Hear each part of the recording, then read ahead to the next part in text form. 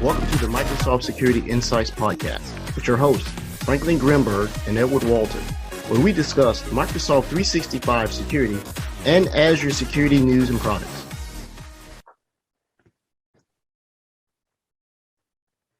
Recorded March 16th, 2022. Good evening, Brody. Good evening, Rod. Good evening, Franklin. 5 o'clock is officially evening, right? 3 o'clock here. Well, in DST time, I guess. Yeah, it is. The back scratcher. There you go, right? Just like that. That's it right there. All right. Oh, man. So, Franklin, what happened to you this week, man? What's going on? Anything good? Nothing good. Nothing good. I started updating the SC-300. Well, the good news is I started updating the SC-300 courseware.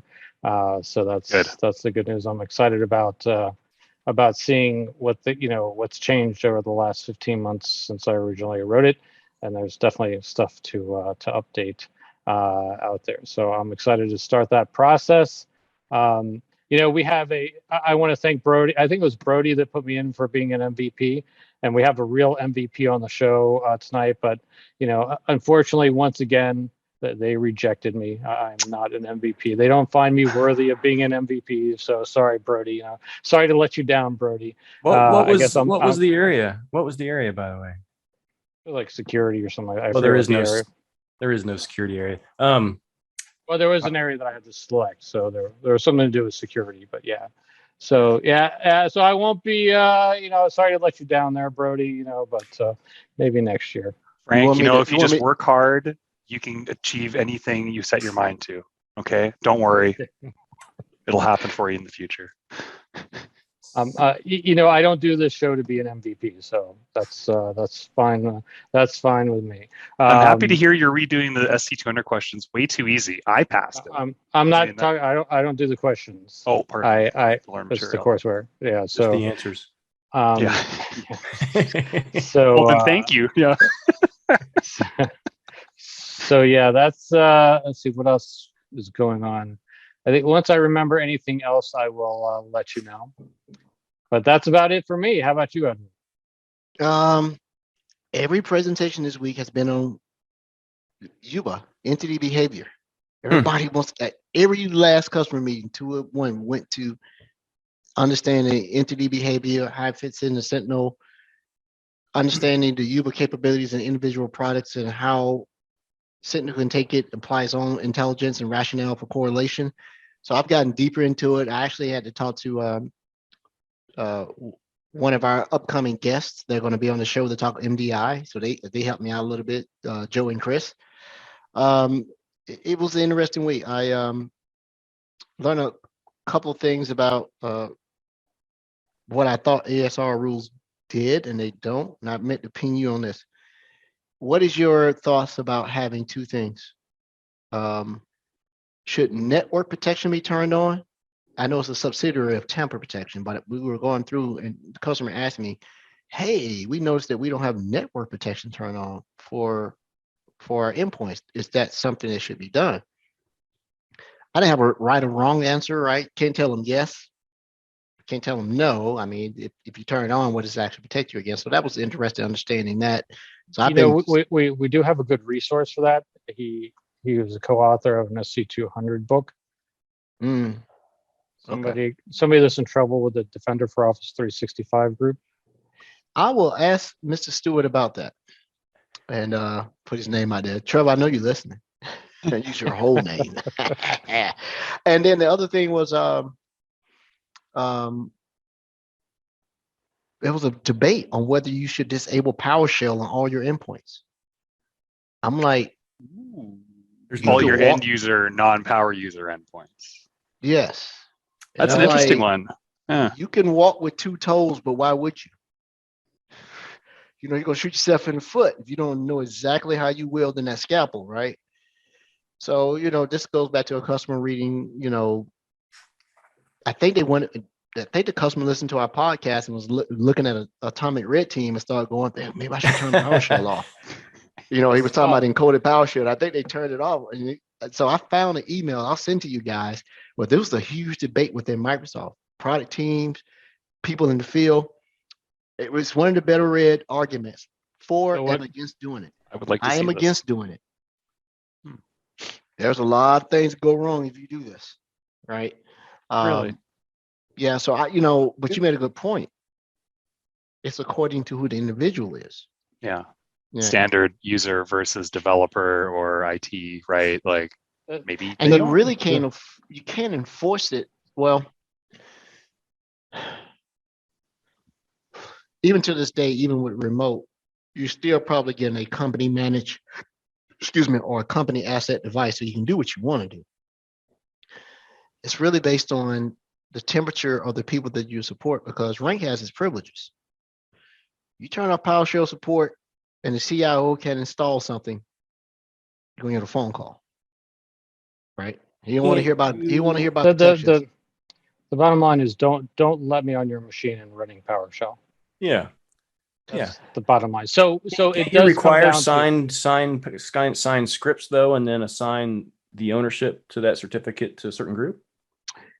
That was one of the things in the email. There are ways to mitigate it by making sure that it is a valid use case scenario. So some people like turn it off and then just put it in a process for requesting time access to be able to do something. There is no easy way to do it. I'm going to read through the email again. So the arguments against are good, right? And but the arguments against it it has a little bit of fear mongering in the sauce, right? Always. I want to read this thread. This is very interesting. Yeah, the argument for also has fear thread, in the sauce, meaning pee off the wrong person, you just generated a pink slip evolution, right? That was a pink slip activity you just did, right? But what they have to realize is that if they let a hacker on a machine, and that hacker can run PowerShell, you're doomed. You're doomed. You basically. Doomed. Would you say the same for elevated command prompt, Frank?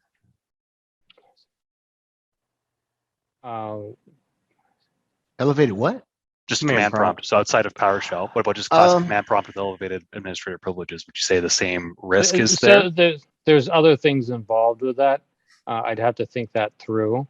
I stumped you for once. Cool. Okay. No, because you're not giving me everything that I need, right? Okay. In answering that question, basically in PowerShell, I'll just corrupt AMZ and be able to do whatever I want on your machine. So, that's why it's game over. So I'd have to, obviously the elevated command shell at that point in time, I'm admin. Do I have access to creds? Do I have access to AV to turn off the AV at that point in time to then do whatever I want? So I'd have to see on the machine for that. One thing that I did when I put in my meager comments, right? And I want to come out as an expert because they'll pile on. I came as this. Anything that you want to do can be tested. Get a demographic of your power users, your executive staff, and your atypical. And then there's one who is powerful under the scenes. You do not inhibit the chief of staff, the executive assistant of any C-level from doing their job, everything from, because one time this customer blocked delegation or send ass or something else for a mailbox for the CFO or the president. That's not a good look. I learned a long time ago, when you walk into a building, the person that you see first is the most powerful person in that office, whether you know it or not. Yes, good call out. Oh yeah. So I said, hey, you can test all of this. Get you some friendlies, get you some adversaries, get you some in the middle, deploy these boxes out, right? You know what the software packages are, and go through varying levels of what you think it can be compensating controls. Absolutely no PowerShell, all PowerShell. And then in the middle where you go to GPOs and limit stuff, and then the way I test it is, then start doing activities, installing software, trying to remove software, trying to do, and that's how you can see, right? Yeah. And I said, just test it out. There's nothing you can do these days that you cannot test before you go to production. And that is because and you should. You need to. You need to define those personas and actually test, right? Because you can just conceptualize it all you want until you actually get your hands dirty and see what the impact is going to be. The bottom line is you need to understand what's normal per user, right? Yep. And be able then to detect on that, right? More than anything else. And detect on what's normal by user, and also detect C2 communication going out of your organization. I think those are the two important things to do. Yeah. I'll say this, and then we'll move on to Rod, see what he has, and Brody, what they did. Can't mention a customer name. Alert in MDE. Yes. Ransomware behavior detected, and the customer panicked. It didn't say ransomware detected. Behavior. Know what it was? Office click to run. And it runs, and one of the things it does for an update is to delete the shadow volume copy of it in your restore point to update it.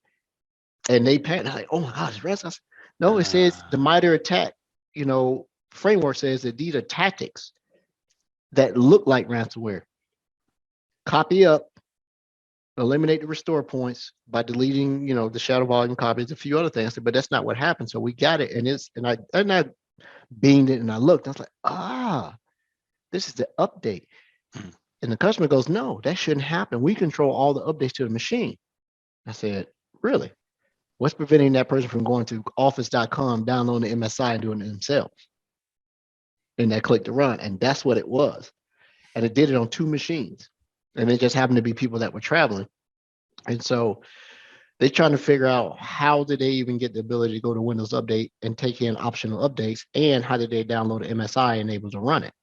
So that's what it was. But it was interesting to go through it and look at it. It's like, it's just activities. MITRE's looking at this and saying that this is like a precursor or preemptive.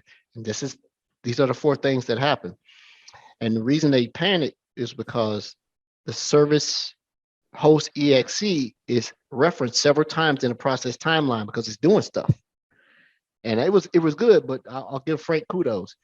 Based on that thing you helped me with a couple of months ago, my IR skills were much better. I was able to go through that timeline and start seeing. And so the first thing I did was work backwards.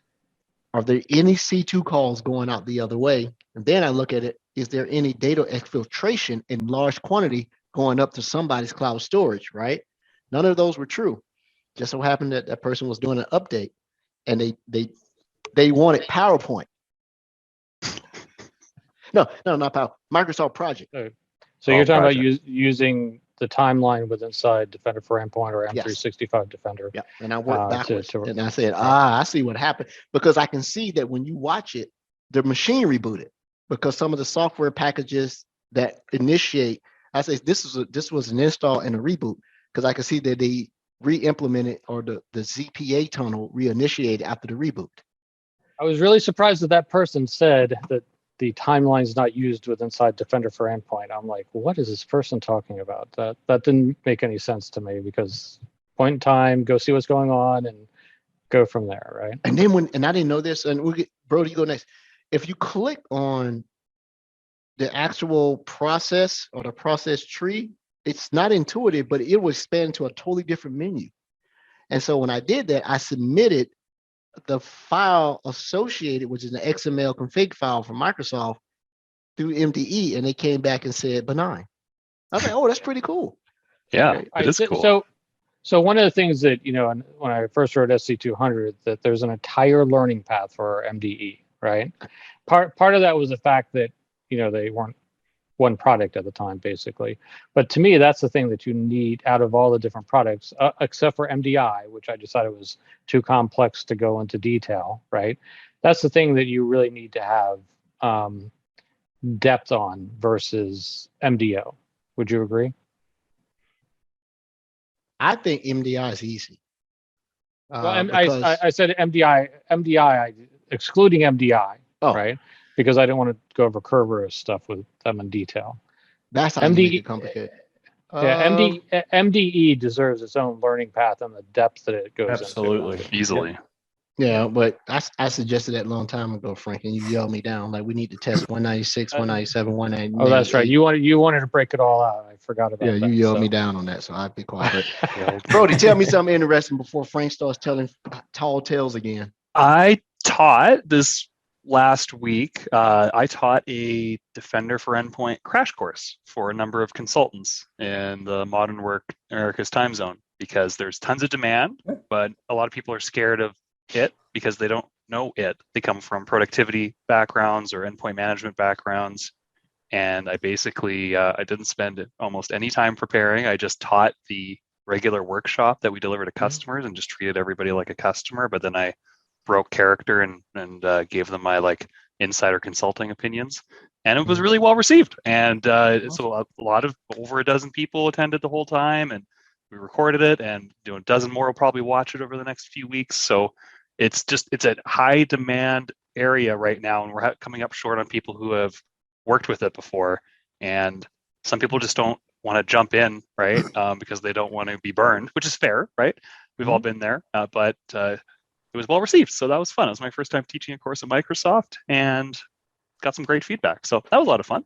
They're probably like, if the compliance guy can do it, anybody can do it. The information security guy. Remember, we're not doing this compliance guy Well, stuff. I tell folks about NDE, man. I'm like, you can make a career out of it, especially if you got any system center skills /Intune.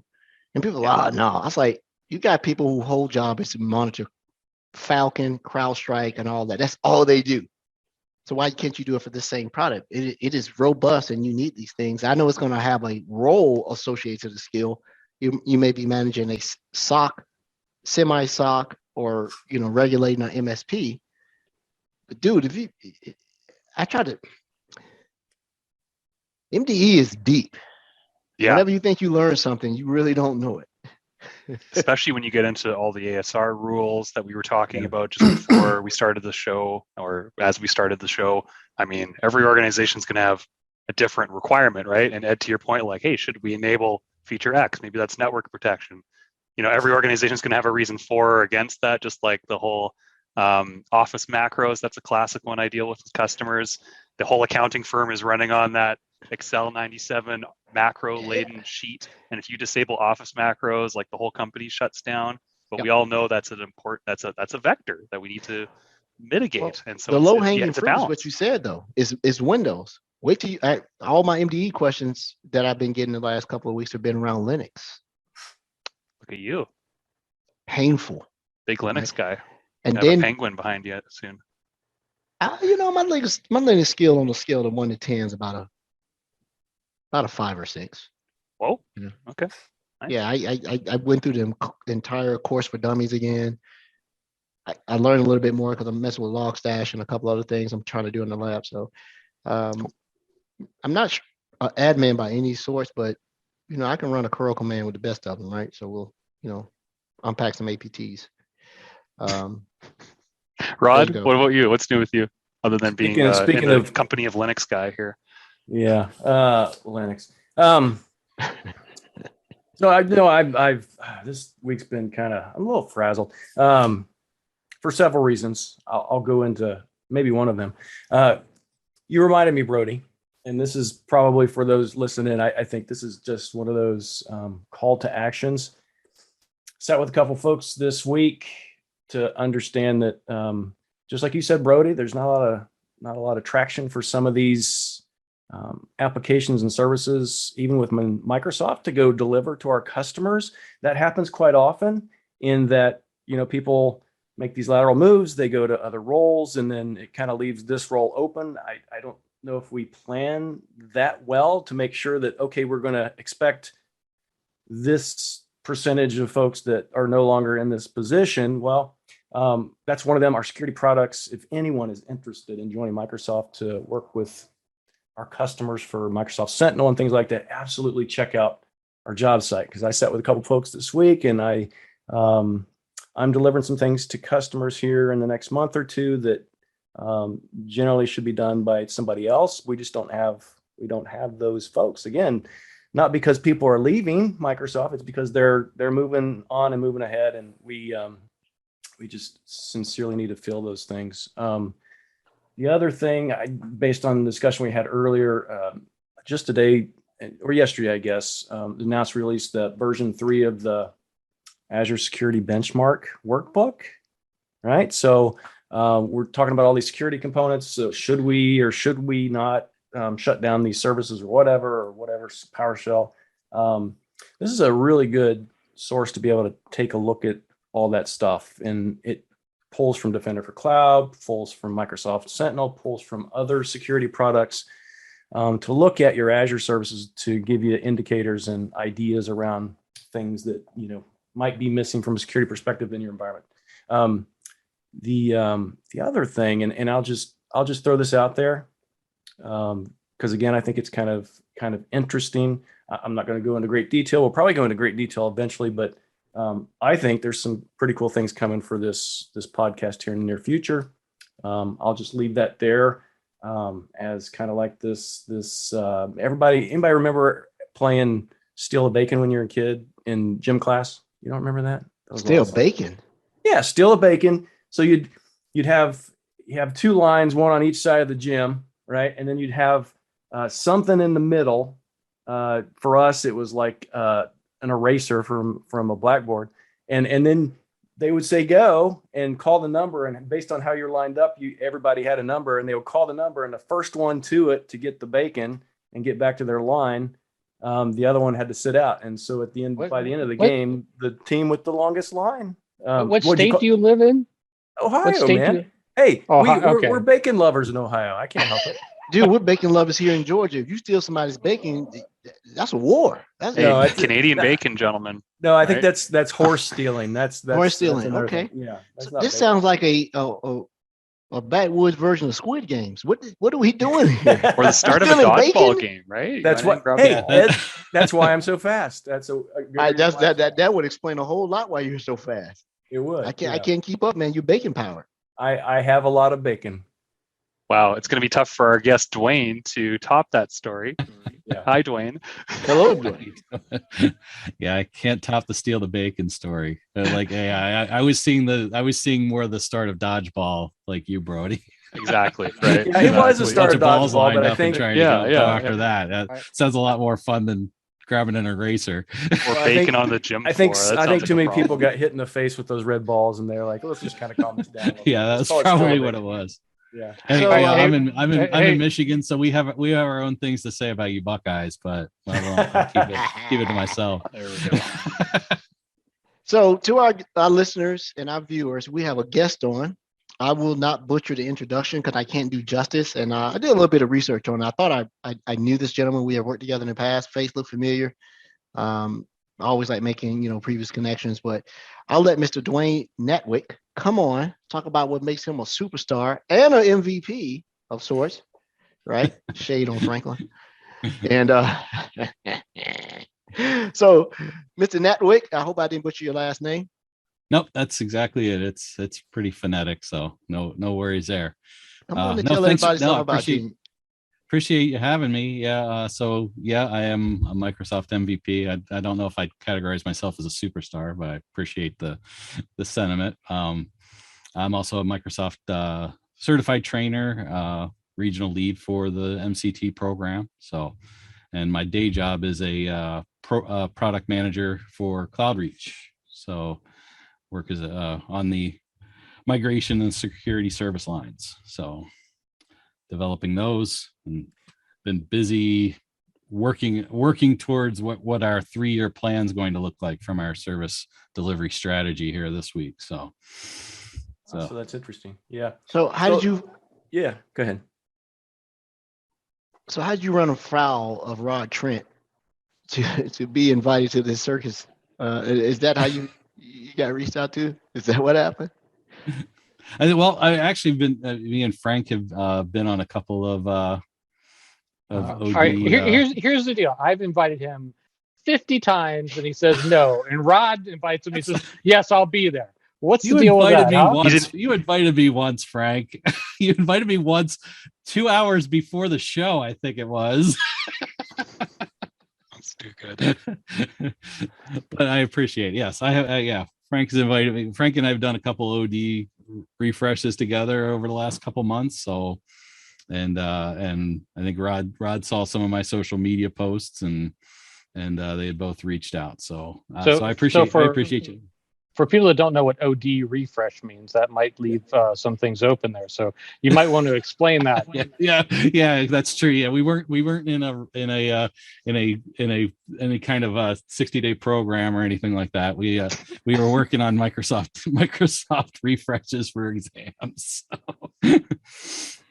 Good point. But if you were in a yeah, program, that would be okay, by the way. But yes, yeah, thank you for it's the all work right. you do on Nothing wrong with exams. that, and good Nothing luck wrong on with that. good luck on your recovery. Yes. I was But yeah, also wondering. yeah, that. and the timing's pretty great because I did just release a SC-300 identity and access management book last week. So I got the exam guide out and kind of one of those bucket list things. First book I've had published. So Oh wow! we got Congratulations. SC-900. Yeah, Got an congrats. SC-900 coming out in a couple months too. I did that one as well. I think I used your manuscript to study for before you published, and that's how I crushed Brody in our Rushed. We SC-300. tied. We tied. By the way, the only reason you passed was because you had 80 in that one area. No, it was a tie. It was a tie. You guys Tie. decided on a tie on the results show. That's fine. Go ahead. It's a pass. It passes a pass, right? Right? They don't ask how, they ask how many, right? Yeah, it's all good. Yeah. Cool, Dwayne. Yeah, what was your favorite part of the publication and writing process for all of us who have not had the pleasure of writing a book before?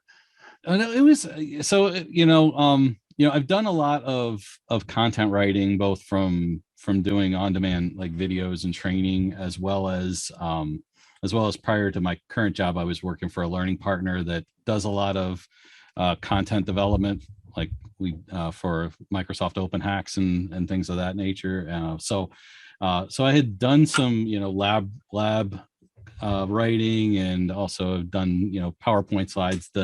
The difference between the two is really when you're trying to write a book, you've got to get everything out there, right? I know, Brody, you were saying you're teaching a class.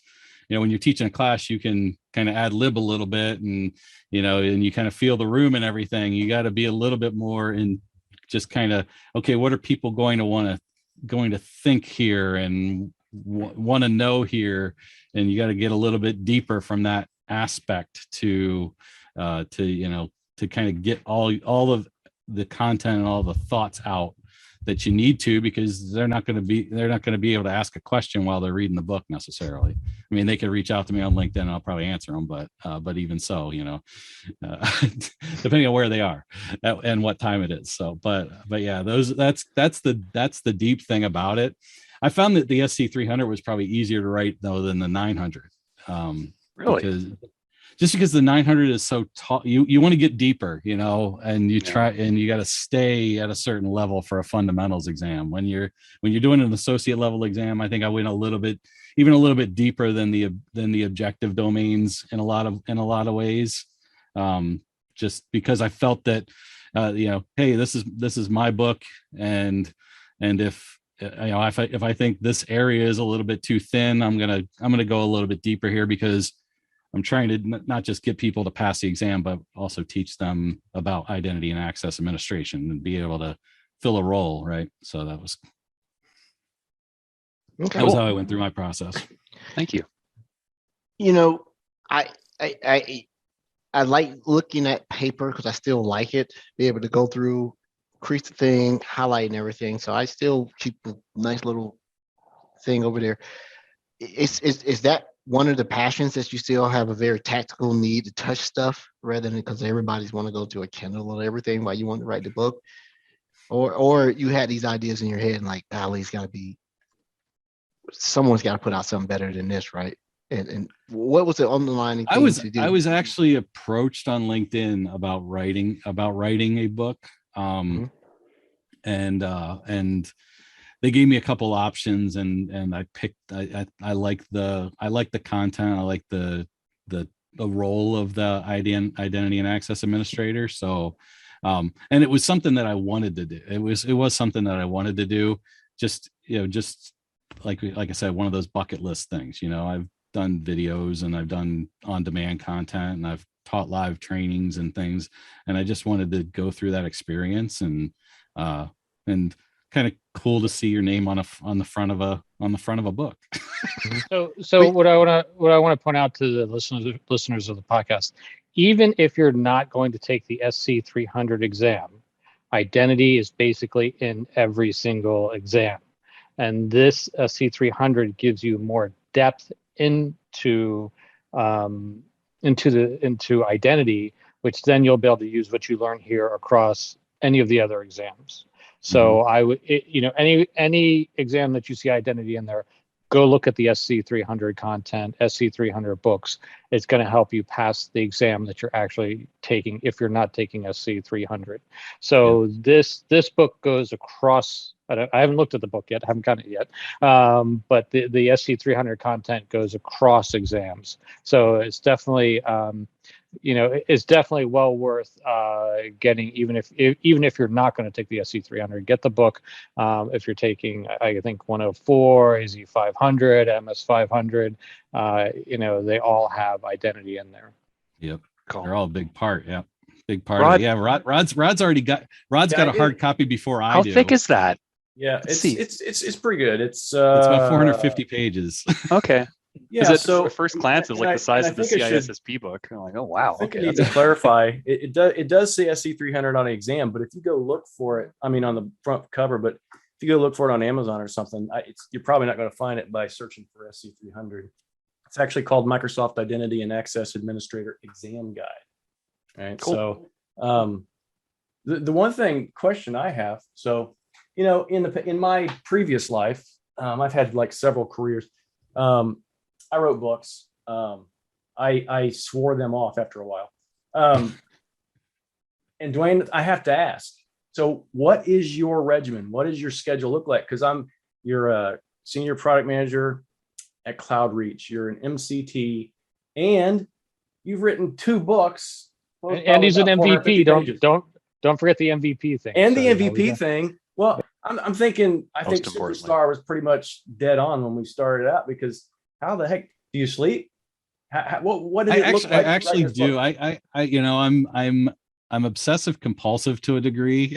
So, and I find time before work, and like I'll write a couple hours on the weekends and things like that. And usually it came pretty quick to me. And like I said, the getting to on the SC-900 and staying at that high level and things on that one was tougher than doing this. There's a lot of, I've put, a lot of step through exercises in this book. So doing all those things, so you get, you can go through the book and get some real hands on with it as well. But it was, doing work before, doing a little bit of writing before work, doing some writing on the weekends, but like it came pretty easy once I kind of got into a flow of things. The first couple of chapters before I got the writing style and the templates in, for the publisher really locked down, was the tougher. And then once I kind of got going, it flowed pretty well. One thing I really love about this book, by the way, first of all, I love Pact. I think Pact is awesome. But your screen captures in here and your diagrams, you can actually see them. I've seen books before. He actually paid for the real software. He paid for the real TechSmith or something, right? I just take a picture of their screen with your phone. Yeah. As an MCT, anybody that's MCT, you get the Snagit capture software. So I use that, and my diagrams are Visio diagrams, and they do actually review all of the diagrams, and reject them if they can't be read.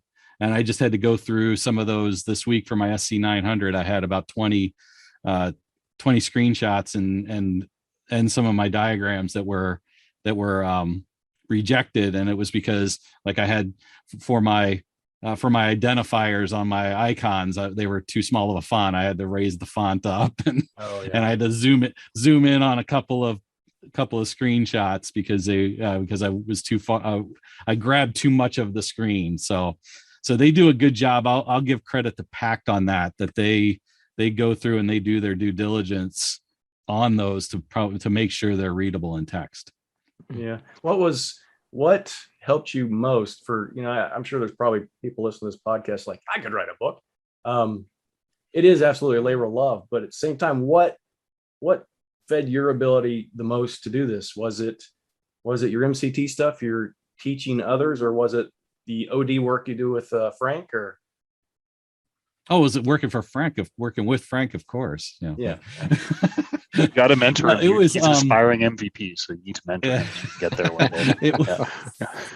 It was it is my passion to teach and to teach others, and just and that was and that's really and my passion for just the overall security area as well. It's just kind of something that's not just something I do and talk about in terms of work, but it's also just kind of I guess would be a hobby in a way. Calling. I got my CISSP in like 2009, and I wasn't really doing anything at all at the time that had anything to do with security. I just wanted to do it. So Nice.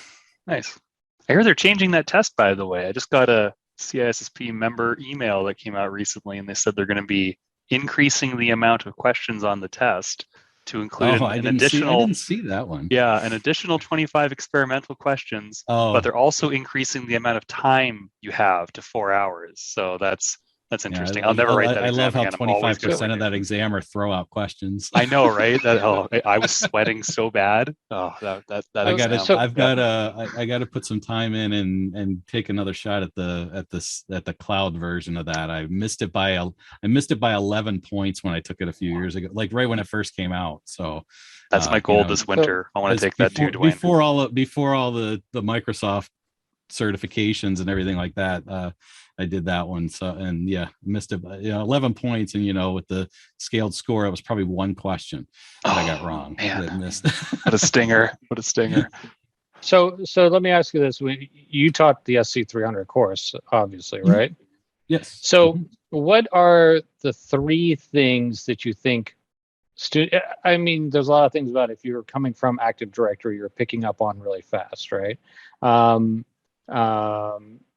What are like 3 things that people you think really need to go back and take a look at and say, hey, you need to really look at this and understand this?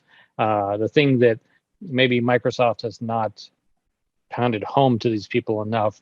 And then they go in the class, and you're like, hey, you need to really understand X, Y, Z. It doesn't look like it's very important, but it's very important. Do you have any of those areas that you can recommend? Yeah, to stay within my NDA, but yeah, the one thing that I would say, entitlement management was a big one on that exam that caught me by surprise. Definitely, I took the beta like right when it came out in the spring. I just decided just to take all the betas in 1 week when all those SC exams came out, and love it. And wasn't surprisingly, I wasn't very successful.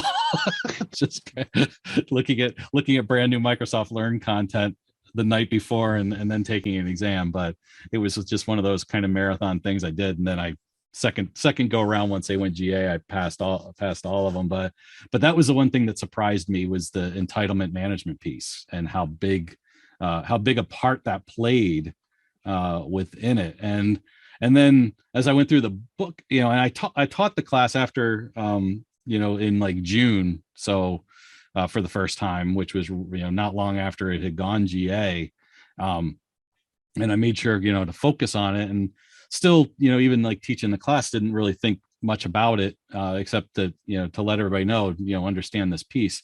And then when I was going through and writing the book, it kind of like clicked in as to how helpful that area really is in terms of managing resources and cataloging resources and things like that kind of made sense. And when I was like, but year or so ago, when I didn't know much about it and just learned it to pass the test, I was like, I didn't really put a whole lot of ownership on it, but like I said, it was something I learned a lot more about everything as I dove a lot deeper within writing the book than even when you teach the class. Like I said, like I was saying to Brody before, just from a standpoint of just trying to teach everybody really deeply everything, I've been trying to put together a map of what your skill sets are. Did you write the book because the core components of your book are the things that you do every day? Because I heard your title at your company. I know what you do for training. How did you choose SC-300? Maybe I missed that. More of a enjoyment and a hobby around security than anything else, really. Okay. I enjoy teaching it. I enjoy, and I did a lot of that a lot of the teaching when I was with a learning partner. I was, like I said, I just came to CloudReach in November, and before that I was with a learning partner, and I helped author security workshops, and helped to the SCI Open Hack was something I helped as an SME for.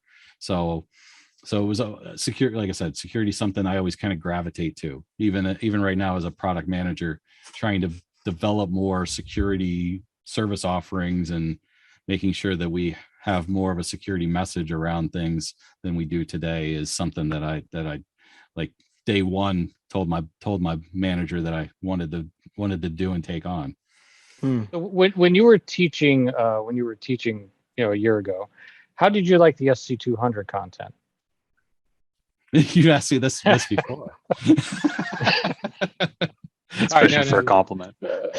Yeah.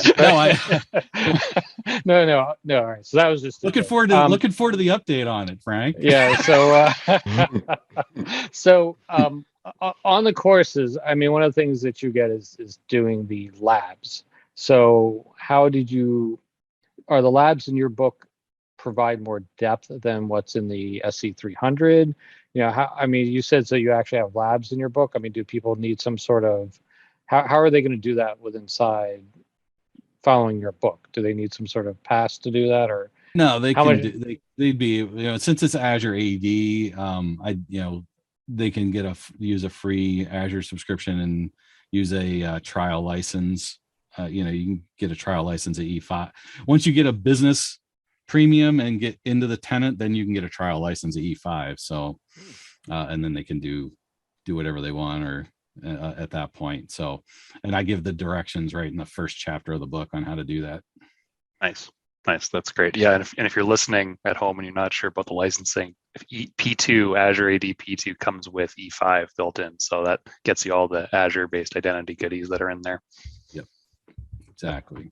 Sure it does. And I wrote in a chapter on Microsoft Defender for cloud apps that really wasn't there, that in the original objective domain. So I had a couple of Defender for cloud apps questions. questions. That's your favorite product out of all of it, right? Microsoft Defender for cloud apps, or MCAS.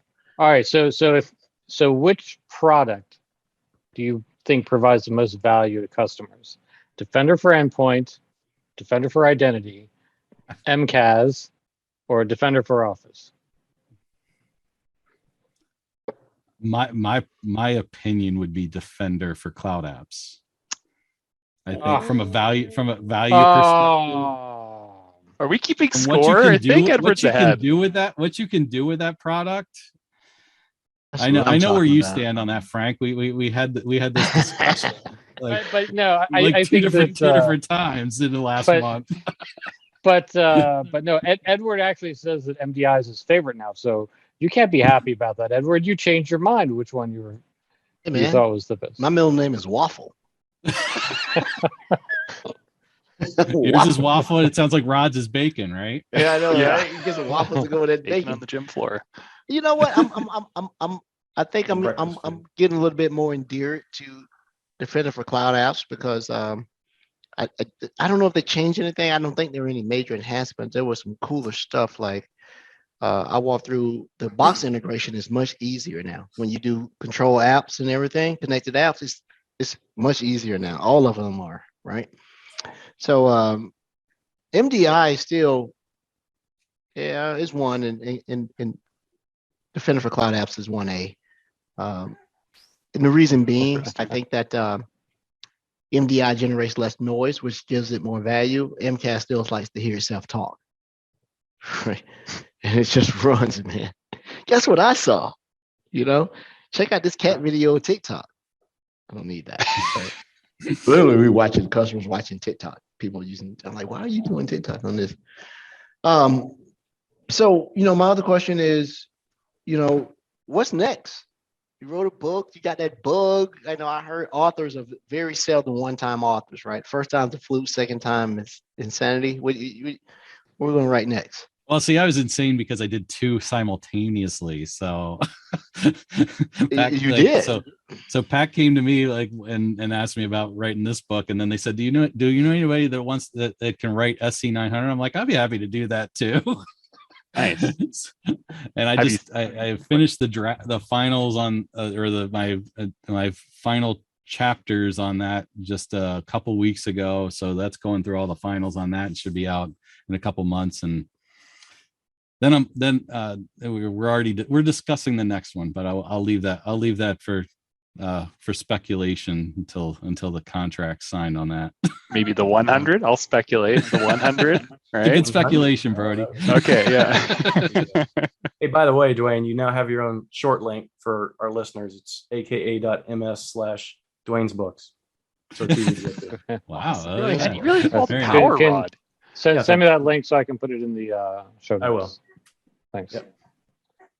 But yeah, I'm still waiting for that one that one should be out for the SC-900 should be out for pre-order.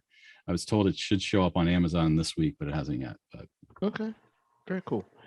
You know, what you do in the SC-300, does it directly correlate to skills and career enhancement, or is it I don't think it's a newbie exam. It just, I'll be very frank. I didn't find the exam easy at all.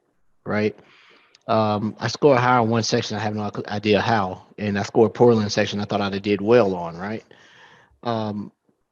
You know, you being on both sides of it, sounds like you and Frank helped write some of the content for the actual testing of skills, and then versus the book.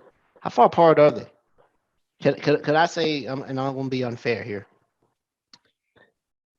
how much experience do I have to have in addition to your book to successfully write the SC-300, you believe? If you go through the book does follow the objectives of the exam. So it is an exam prep guide at its core, but like I said, I tried to expand certain areas, like, and really, I think when Microsoft does their refresh, you'll see actually this kind of is going to align pretty well with the refresh, because I went like deeper a little bit with like app registrations and things like that. And like I said, with Cloud Defender for cloud apps was, I went a little bit deeper in that, and just because I felt that it was important, and there are some places where I went deeper and I said, this isn't necessarily a part of the exam, but I feel it's important to discuss. So I generally call that out.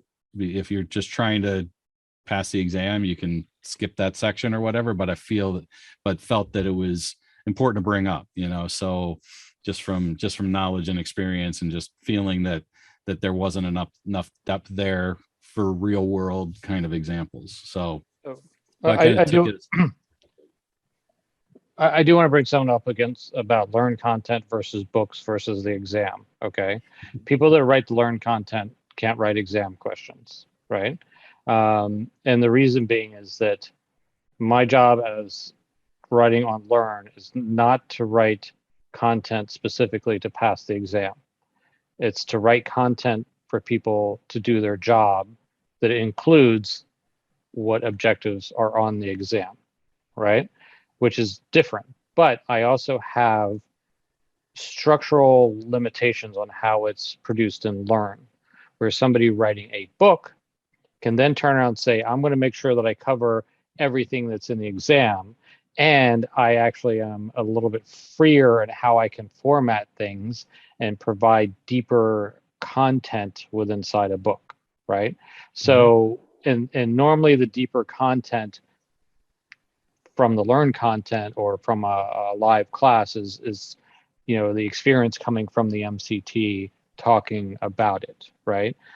So I would always say it's worth getting the book if you care about doing this for your job. And you should always look at this stuff as, I'm learning this to be able to do my job, and the exam is just an added benefit. And go from there. And that brings up the old adage, can you pass these? Can you or should you pass these exams without hands-on, right? What resources can you take a book and pass the exam? Absolutely. But should you? I Right? was going to ask Shouldn't that you- exact same question, Rod. And to build on that, if I may, Rod, Dwayne, how much value do you put in the hands-on? Or how much value do you put into the hands-on work versus just the theoretical and reading effectively? I put a lot on it. I mean, I learn by doing is very important to me, and feel that you only get so much, and yeah, you might get enough to pass the exam, but when you the next day, can you really do any of that? Also, It's worth it to get a free subscription, get a trial, and get in there and click around or run a PowerShell if your company allows it to create some users and things like that. So it's important to get in there. And I didn't think to do any Microsoft exam without getting into it, and even other hyperscalers. I'm working to diversify a little bit, and getting into their portals and understanding their services and how they work is very important. To just comprehension is really the key thing. So I think why hands-on is important is because people obviously they conceptually understand, but they don't really build confidence in doing the skill unless they do it with hands-on. Mhm. And that's why it's important to me to have the hands-on sort of work in the class. My favorite part of the Learn modules, whenever I go through them, is the actual interactive guide. So even if you don't have your own tenant to play with, which a lot of us do as professionals, just going through that interactive guide, maybe you need that as your single source to click through because you don't have something yourself, or maybe you take those steps and duplicate them on your other monitor in your demo environment.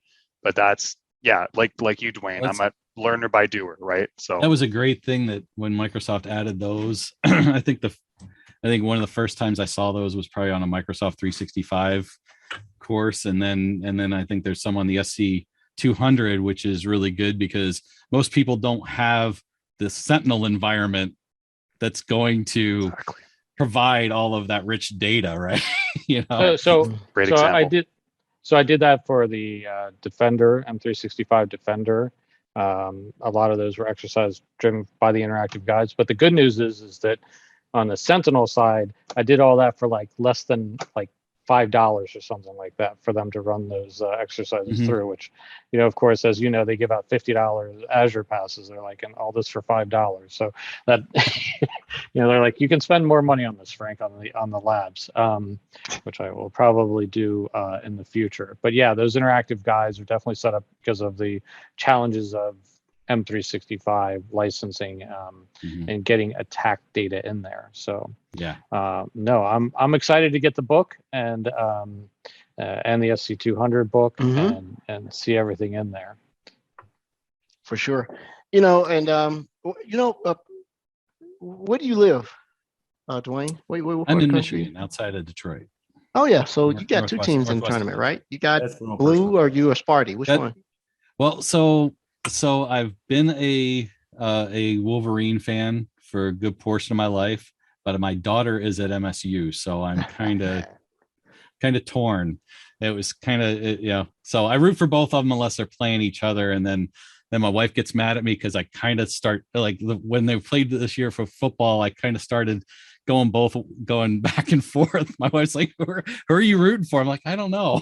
She's like, you should be rooting for State because that's who's getting all our money now. It sounds like your middle name is Waffle also.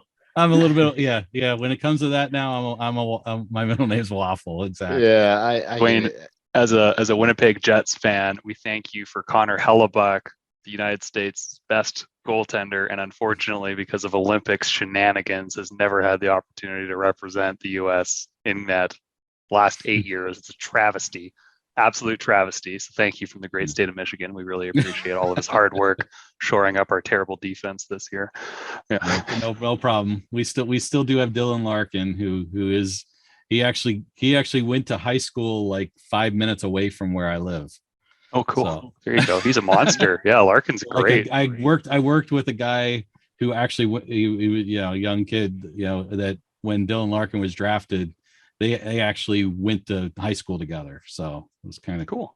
Kind of interesting. And now he's, you know, hometown boy that wears the captaincy. So Detroit's coming back, as much as I hate to say it. That Zetterberg, they've been Datsuk struggling era. a little bit. I think didn't they play Winnipeg last night? Did they play Winnipeg? No, we played Vegas and we bombed them. Okay. But yeah, no, I mean, in the 90s, they've been giving up a lot of goals lately. Detroit's been rebuilding, right? And now they're actually starting to poke. They're not going to make the playoffs this year, but they're looking dangerous in the next couple of years coming up here. Rebuilds, finishing up. They've done a pretty good job of building up through the drafts and developing talent. So. Yeah, looking forward to see that coming back. Red Wing in the playoffs again. Detroit, the Red Wings, right? Yes. Yeah, Ed, that's right. Yeah, good guess. Yeah. Ain't no guess, man. We had the Thrashers here before you guys stole them away. Thank you. Yeah, well, you lost the Thrashers twice. You had the Atlanta Flames, and that went to Calgary, where I live now, and then you had the Atlanta Thrashers, and now they're back Winnipeg Jets. So, you know, it sounds like you really don't appreciate hockey in Atlanta. I mean, they won more They're games. scared of ice. They're scared of ice down south. Yeah, we can't drive on it, much like skate on it. I'm not driving on the stuff, right? You know, I pick it up. It's people that don't understand hockey hasn't given it a chance. It's a sweet science, and if you don't believe hockey players are skilled, watch a pro hit a golf ball off the course into the next neighborhood. Yeah. I think that was a movie. The Happy Gilmore? Yeah, exactly. I think you're mixing up real life and movies. No. He's having a You got to see one. I forget who our star hockey player down here was. The Calgary. The one that got in trouble when he crashed the car and killed one of his buddies. They had him on a golf course down here, man. He hit the golf ball to Mars. Right? Nice. And I was like, golly, you know, and he must have had some clubs he bought at Walmart. Wow, the ball took off, man. It sounded like a gunshot. And that ball leaves the tee. Well, that makes sense. Atlanta never really made the playoffs, so they probably had tons of time to golf. Whatever. Yeah. This show right here quickly just degrades into a series of bars. Dwayne, don't let Brody's behavior be indicative of how we are. We're professionals. All right. You know, so we do that. But man, I appreciate it. You know, one of the things we do talk tech. You heard us here, but we also like learning the learning aspect, understanding how we can enable. Because one of the questions I still get all the time, and I got a friend of mine who's a young man say, how do I get started? And, you know, I'll give kudos to the MS Learn and the folks who are giving books, because these young people, they need a little bit of diversion, because if you put them on the computer to go study, they'll quickly find something else to go do, right? Mm-hmm. And something else will pop up and they'll get on another tab. But if you got a book, I sat down and read for like an hour and a half a day at my desk before I started work, right? Because I still like to, you know, put the specs on and read.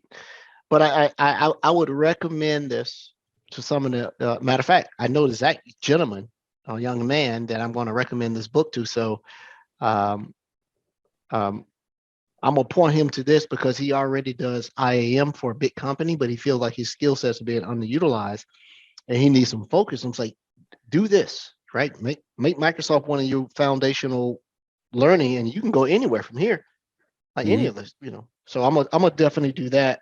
This conversation has helped me create the conversation for him, the discussion I'm gonna have with him tomorrow. I would say I was going to take your book once I got it and re-gift it to him, but I'll just give him some money and go buy it, right? We need the numbers. I'll tell him, hey, man, I'm going to take care of it. Go buy that book. And to your point, Ed, I mean, identity and access management, regardless if it's Microsoft or any other vendor or solution provider, is one of the most extremely important skills you can have these days. Everything flows through your identity, whether it's your professional life or your personal life. So Dwayne's doing a great job by supplying the industry and potential industry folks with more knowledge in order to grow in that area. Yeah, I literally have 132 brute force attacks against my accounts in my lab. Is that you, Frank? You I'm sure already it's in. not you? Anytime I launch the hybrid identity cloud workshop in my tenant, I start getting brute force attacks on the AD Yeah, on the it's- DC this VM thing is- immediately. Turn on just Somebody's in time. beating up against my environments. I'm going in and I'm changing the rule logic a little bit. Not that it matters. Everything in my environment has MFA turned on, right? And I have it enforced. So even those legacy passwords for old versions of Outlook, you got to go change that password. I don't play that, right? But it's amazing. I don't know why they're attacking it. I think I stood up a syslog server and forgot to turn on just in time, so it was publicly exposed. It couldn't have been publicly exposed more than 2-3 minutes. What it is. And then I put JIT on it. Yeah. And now, and then I can see the script kiddies. You're beating against a Linux box with 3389.